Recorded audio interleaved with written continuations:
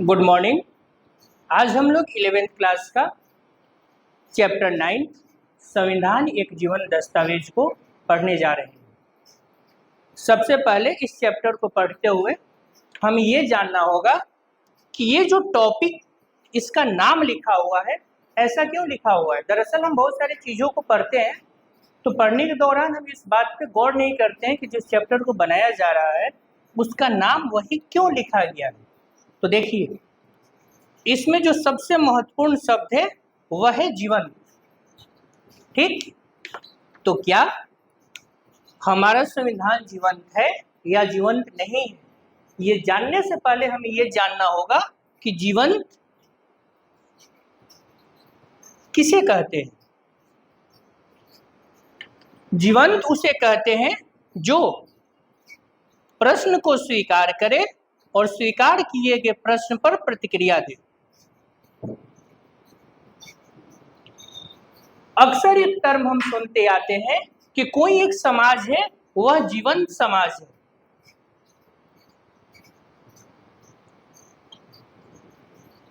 तो किसी समाज को जीवंत समाज कैसे कहेंगे, उसी संदर्भ में आया हुआ है जीवंत दस्तावेज।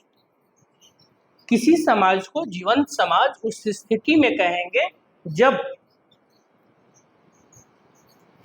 किसी पुरातन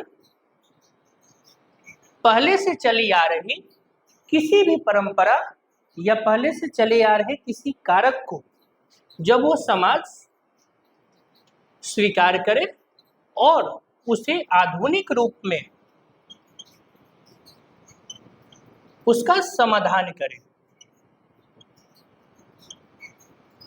क्योंकि हम जानते हैं कि समाज एक गतिशील रूप में सदैव मौजूद रहता है। जैसे जैसे समाज बदलता है वैसे वैसे उसमें कई सारी चीजें अपने आप जुड़ती जाती हैं और जो चीजें नई जुड़ रही हैं वह या तो नए प्रश्न के रूप में आएंगी और जब वो नए प्रश्न के रूप में आएंगी तो कहीं ना कहीं उससे समस्या भी उत्पन्न होगी। तो क्या जब से हमारा संविधान बना है और आज तक जितने भी समस्याएं उत्पन्न हुई हैं, क्या हमारा संविधान उन सभी समस्याओं के समाधान करने में आज सक्षम है या नहीं है, इसी का अध्ययन हम अपने इस चैप्टर में करने जा रहे हैं।